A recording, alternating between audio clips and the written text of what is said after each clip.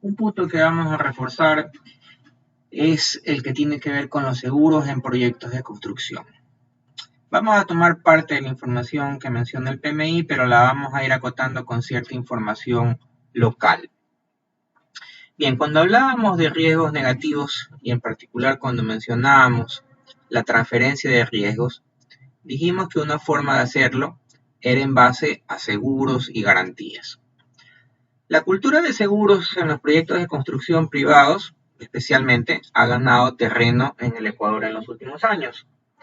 En la actualidad cada vez es más común e incluso obligatorio en muchos casos, dependiendo del tipo de contrato, que las constructoras soliciten a sus subcontratistas pólizas de buen uso de anticipo y cumplimiento de contrato. Los riesgos, obviamente, que podrían traducirse en una posible pérdida económica para las personas y entidades involucradas y para terceros. En tales circunstancias, una opción que tienen las empresas de construcción cuando la ley y la regulación o los acuerdos contractuales del proyecto no requieren un seguro es asumir por ellos mismos los diferentes riesgos que pueden surgir durante el proceso de construcción. Es una práctica sana que, si bien es cierto, añade un riesgo, pero también añade un montón de seguridad en el proyecto. A esta práctica se la llama autoseguro. A veces esto significa asumir costos adicionales para absorber todos los riesgos imprevistos.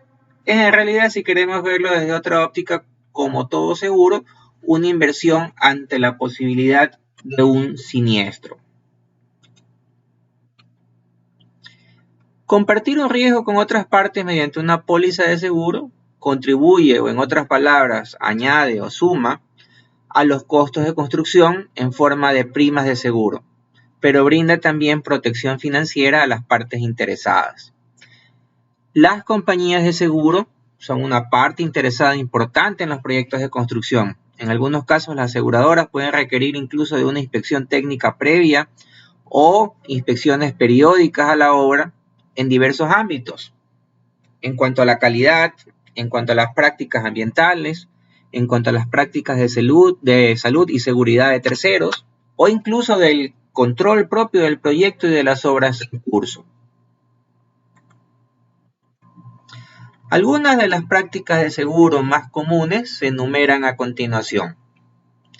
Seguro de todo riesgo de construcción. Esta póliza brinda una amplia protección tanto contra daños sufridos por la propia obra como por los reclamos de terceros por daños a sus bienes o a personas. En este amparo se incluye también el equipo de construcción del contratista y la maquinaria de construcción. El seguro de todo riesgo de construcción se suele ofertar no tan solo para personas jurídicas, sino también para personas naturales, y busca cubrir todo tipo de daños ocasionados por el contratista en el curso de la ejecución de las operaciones de la obra. Dentro de las combinaciones que se pueden solicitar a la póliza o seguro de todo riesgo contratista, es posible agregar un seguro de responsabilidad civil llamado excontractual, el cual resguarda al constructor de desperfectos materiales producidos a bienes de terceros, que ocurren en conexión directa con la ejecución del contrato. Para esto es menester que los inconvenientes deben haberse suscitado dentro o en la vecindad inmediata del sitio, durante el periodo del seguro. Entre otras cosas, se responsabiliza por la responsabilidad civil excontractual del asegurado por lesiones corporales, incluyendo la muerte. Del mismo modo, ese beneficio se extiende a personas que no sean colaboradoras del asegurado del dueño de la obra para quien se construya, o de otros contratistas o subcontratistas que estén llevando a cabo trabajos en el área. Existen algunas otras variantes de seguros, todos ellos aplicables a la construcción, como por ejemplo, seguro especial de riesgo industrial e interrupción de negocios, seguro de indemnización profesional y seguro de responsabilidad profesional, y garantías colaterales.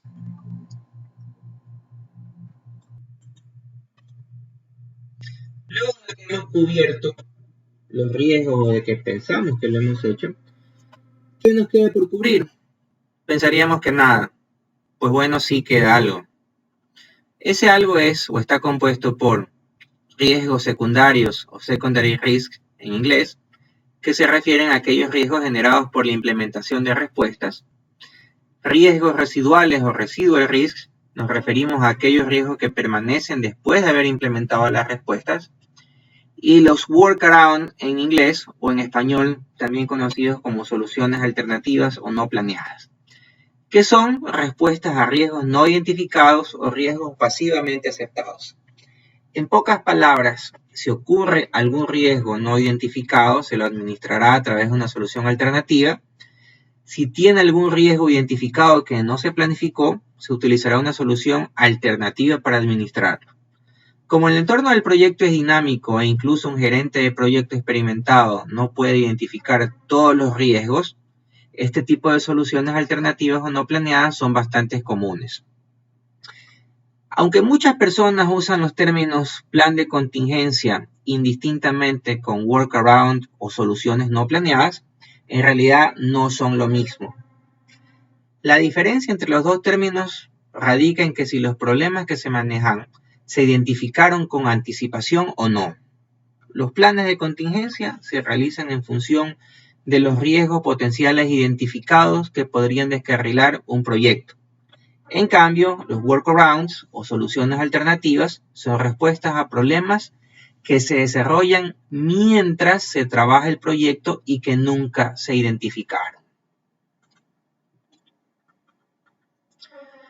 La matriz de evaluación de respuestas a riesgos, como la que se muestra en pantalla, debe ser simple pero precisa a la vez. Un formato como el que se adjunta debe estar llenado con información que defina primeramente el riesgo, identificando datos como en qué parte de la estructura de desglose se presenta, así como el impacto que el problema podría ocasionar. Por otro lado, las respuestas deben identificar el tipo de estrategia, por ejemplo, evitar, mitigar, transferir o aceptar, y ser preciso en la información que provee. ¿Quién es el responsable de solucionarlo? ¿Cuánto va a costar? ¿En qué tiempo se va a solucionar? Etcétera. Para el caso que esté en pantalla, estamos presentando una misma plantilla, tanto en inglés como en español. En dicha plantilla hay más información que incluye desde el nombre del proyecto, quién prepara la información, fecha, hasta otras tales como el riesgo identificado, la descripción del riesgo, la probabilidad de ocurrencia, el impacto producido, el nivel de prioridad de riesgo expresado como una operación de los dos ítems anteriores, las acciones de mitigación existentes, la estrategia de mitigación adoptada si fuera el caso, las medidas adicionales recomendadas y el plan de contingencia.